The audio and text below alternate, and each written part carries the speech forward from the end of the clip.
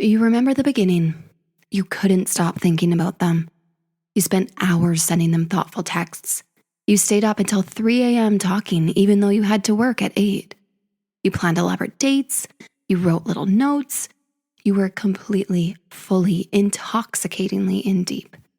Your partner probably thought they'd met the most attentive, romantic, all-in person on the planet. And honestly, you thought that too. You thought, maybe this is it. Maybe I finally found my person. And then something shifted. You pulled back. Not because you wanted to, not because you stopped loving them, but the intensity faded. The constant thinking slowed. You went from planning surprise dates to forgetting to text back for 6 hours. You went from all in to somewhere else. And your partner noticed. Of course they noticed. What happened? They asked. Or maybe they didn't ask. Maybe they just got quieter, more distant. Maybe they started testing you. Little bids for attention to see if you'd respond the way you used to. And you didn't have an answer. Because you didn't know what happened either. You just knew the feeling was different. And you couldn't figure out what was happening. Today, I'm going to tell you exactly what happened. And I promise you, it's not what you think. It's not about you. It's not a character flaw. It's not proof that you're broken. It's not because you aren't meant to be in relationships. It's chemistry. Brain chemistry, to be precise. And once you understand it, the way you see your relationship history is going to shift. This is the Neurodivergent Love Lab. I'm registered provisional psychologist Jenna Dalton, and this is episode 3, the neuroscience of why you fall hard and then pull away.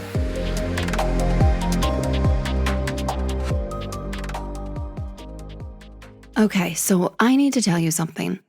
This is such a common pattern in neurodivergent relationships, and it can do some serious damage. I don't say that to be dramatic. I say it because I see this pattern show up in my office on a pretty regular basis. And the reason it's so destructive isn't because the feelings aren't real. There's real attraction, real like, maybe even love there. But it's because neither person understands what's happening. And without understanding, both people write the wrong story about what went down. Here's what it looks like from both sides. I want you to really picture this because I'm going to guess you've been on at least one of these sides. The neurodivergent person thinks, I must be incapable of lasting love.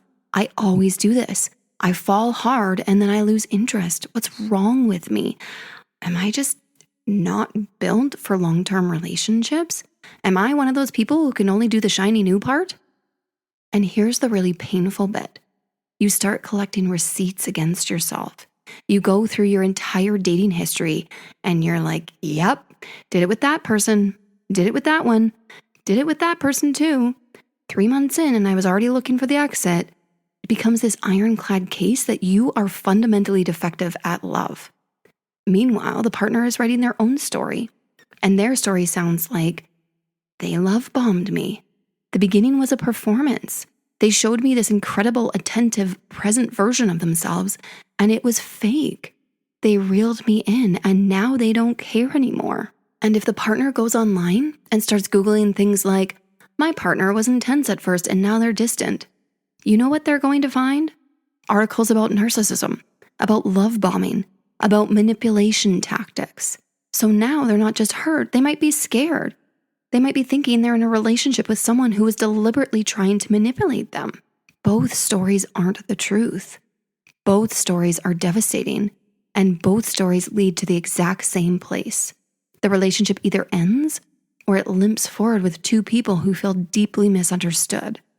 The truth is, this isn't a commitment problem. It's a dopamine problem. And once you understand the neuroscience behind it, you have the power to change this pattern. All right, let's talk about dopamine. And I promise, I'm going to make this make sense without turning it into a biology lecture. We're not doing textbook dopamine.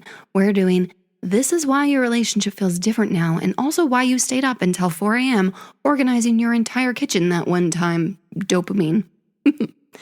Okay, so dopamine. Most people think dopamine is the happiness chemical. It's not. Dopamine is the I want that chemical.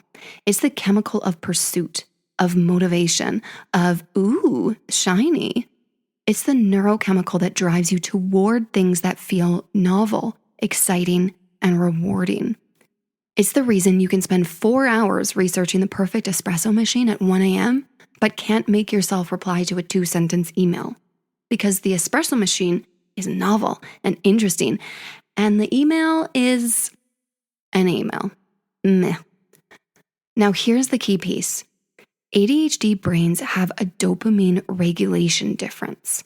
I'm going to keep this simple because the neuroscience gets complex fast, but the essential thing to know is this. ADHD brains generally have less baseline dopamine available. The brain's dopamine transporters work differently, which means dopamine gets recycled a little bit too efficiently. It gets swept up before it's had a chance to do its job properly. What this means in everyday terms is that the ADHD brain is chronically understimulated. It's always looking for something to bring dopamine levels up to a more functional baseline. This is why you crave novelty. This is why routine feels like slow death. This is why you can't focus on the boring thing, but you can hyper-focus on the interesting thing for 12 hours straight without eating. Your brain is hunting for dopamine. Always. Constantly. Now, put that brain in a brand new relationship. Oh boy, a new relationship is the ultimate dopamine machine. It is a dopamine buffet, an all-you-can-eat neurochemical feast. Everything is novel. Every text is exciting. Every conversation reveals something new about this person. Every date is an adventure. Every kiss is electric. Your brain is being flooded with dopamine. And for the ADHD brain, which has been wandering around in dopamine desert, this is an oasis. This is relief. This is your brain going, finally, this, more of this, all of this. Don't let it stop. And this is where hyperfocus kicks in. Now, hyperfocus is something that most people misunderstand about ADHD. They think ADHD means you can't focus. That's not it at all. ADHD means you struggle to regulate your focus. You struggle to choose where it goes. When something generates enough dopamine, enough interest, enough novelty, enough reward, the ADHD brain doesn't just focus on it. It locks in. It becomes consumed by it. It's like your brain puts blinders on everything else in the world and says, this is the only thing that exists now. And in a new relationship, the object of the hyperfocus is your partner. This is where the I've never felt this way before feeling comes from. And here's what I want you to really hear. That feeling is real. The love is real. The intensity is real. The attention, the effort, the grand gestures, the 3 a.m. conversations, all of it is real. It's not performative. It's not manipulative. It's not a strategy. Your brain is doing exactly what it's designed to do in the presence of high novelty and high reward. But, and this is the part that nobody warns you about, novelty has an expiration date. After weeks or months, the relationship becomes familiar. You know their stories, you've been to their favorite restaurant. The conversations, while still good, aren't revealing shocking new information every 5 minutes. Routines emerge. Your partner becomes predictable.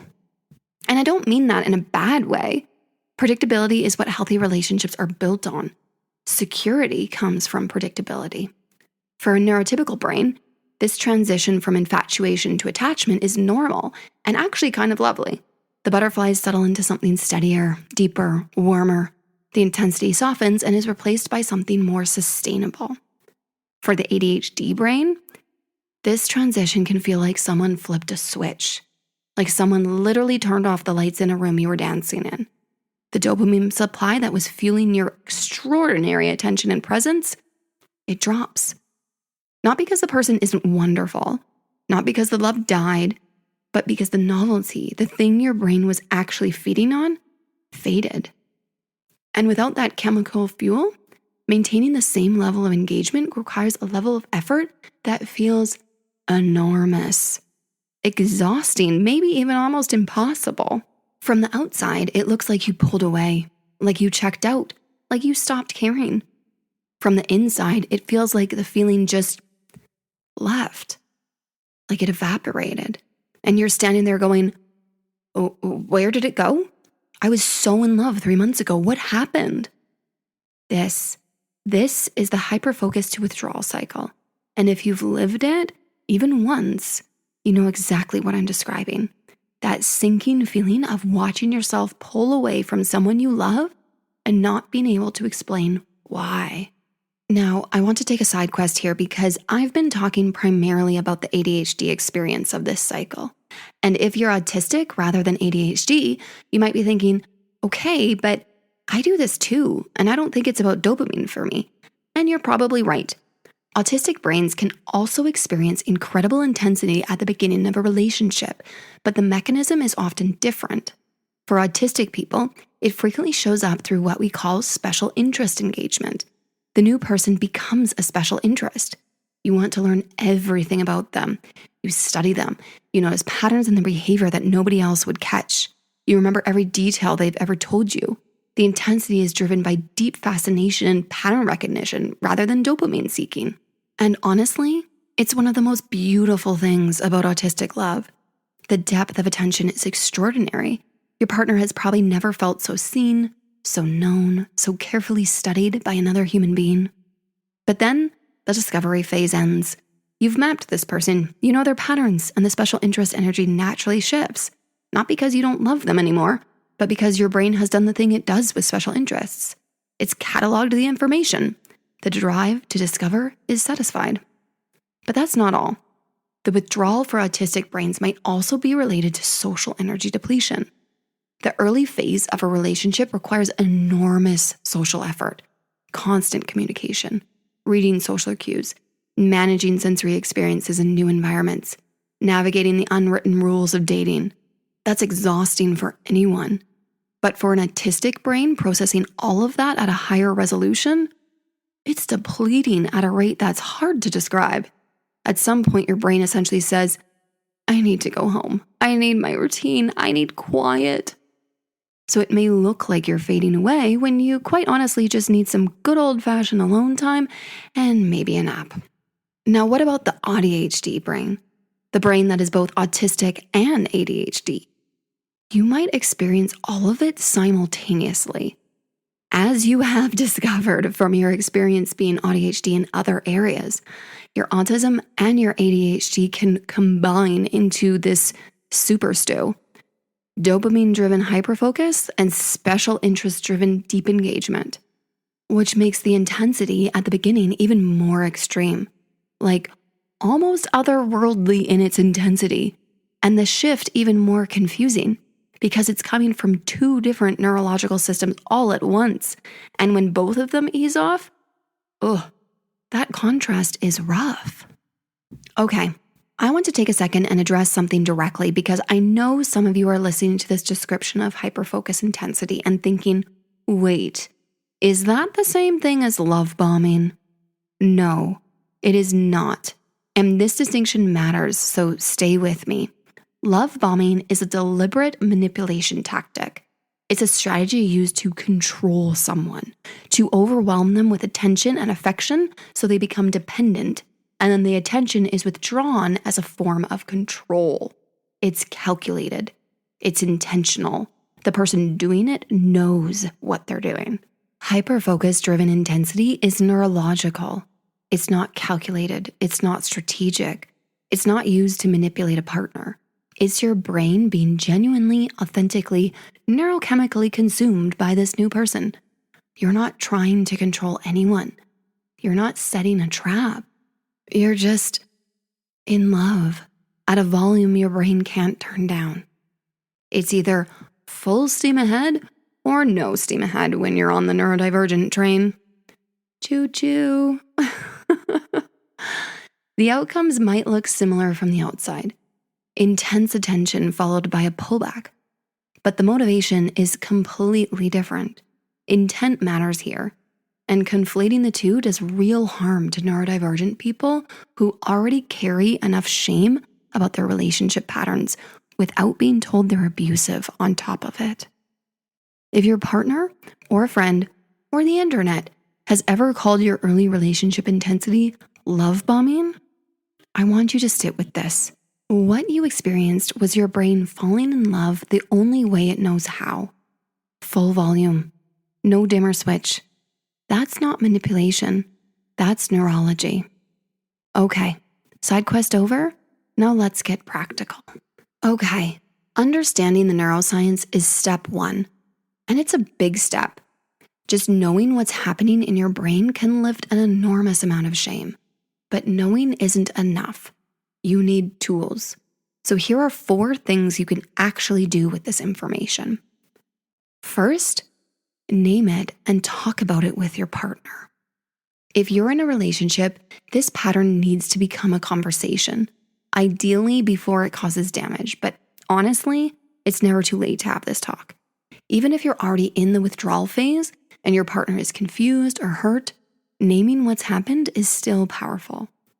And I know this conversation feels scary because you're essentially saying, hey, the way I showed up at the beginning, my brain can't sustain that. And I need you to know that the quieter version of my love isn't less love. That's vulnerable. That's really vulnerable. But here's what can happen when people have this conversation. Their partner is relieved because their partner has been sitting there thinking they did something wrong. They've been wondering what changed, what they lost, whether they still want them. And hearing, this is my brain, not my heart, I still love you deeply, it just might look less intense, is like a weight being lifted off their chest. Want a script to help you figure out how to actually say this? You can say something like, there's something I want you to understand about how my brain works. When we first got together, my brain was producing a massive amount of dopamine because everything was new and exciting. That's just the way my brain works. When something's new, it gives me a big boost of dopamine. So that intensity was real. The love, attraction, and joy behind it was absolutely real. But my brain naturally shifts when things become familiar. It doesn't mean I love you less. It means my brain has settled, and now we need to be more intentional about how we connect. Can we figure that out together? That's not an excuse. That's an explanation with an invitation to problem solve as a team. And honestly, that's what healthy relationships do. They get curious, communicate, and adapt. Second, build intentional novelty. Okay, this one is my favorite because it sounds so simple, and it really is, and it works so well. If the ADHD brain needs novelties to sustain dopamine-driven engagement, then you build novelty in the relationship on purpose. And here's the thing people get wrong. They think novelty means skydiving or surprise trips to Paris. It actually doesn't. The bar for novelty is way lower than you think. Your brain doesn't need extreme, it just needs different.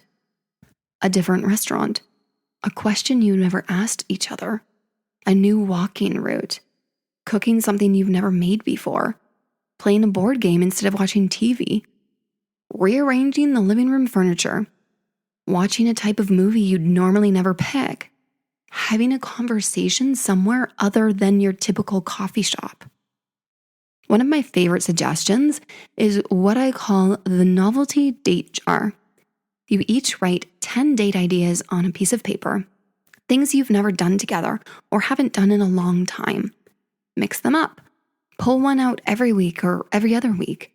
The surprise element alone gives your brain a little dopamine nudge, and doing it together makes it connection instead of a chore. The point isn't to manufacture the intensity of the early relationship. You can't, and trying to will make you both exhausted. The point is to give your brain just enough newness to stay engaged at a sustainable level. Think of it like this. The early relationship was a bonfire. You're not trying to rebuild the bonfire. You're now tending a fireplace. Smaller flame, but it still keeps the house warm all winter. Third, redefine what love feels like. This is the hardest one, and it's the most important. The hyperfocus phase feels like love. It feels like the most alive, most connected, most in love you've ever been. And because your brain experienced it so intensely, that feeling becomes the benchmark. It becomes what you think love is supposed to feel like. So when the quieter phase arrives, the one where you're not consumed by thoughts of your partner every waking second, that doesn't feel like love. It feels like nothing, like the love left, and that's terrifying. But here's what I need you to understand. The hyperfocus phase isn't true deep love. It's more infatuation. It's neurochemical fireworks. It's your brain on a dopamine bender. It's incredible and intoxicating, and it's not sustainable for any brain. It's just that for the ADHD brain, the contrast between that phase and the next phase is so stark it feels like a loss. Real love, the kind that sustains a relationship over years and decades, is quieter, steadier, less electric, more warm. It's choosing someone on a random Tuesday evening when they're annoying you and the laundry isn't done and nobody's made dinner and the dopamine is nowhere to be found. That's secure love. That's the good stuff. Learning to recognize and value that quieter love is probably the single most important relationship skill an ADHD person can develop. Because if you keep chasing the bonfire, you'll burn through every relationship you have. But if you learn to appreciate the fireplace, you'll build something that actually lasts. It doesn't mean something is wrong. It means something is growing. Fourth, stop comparing the present to the peak. This is a sneaky one.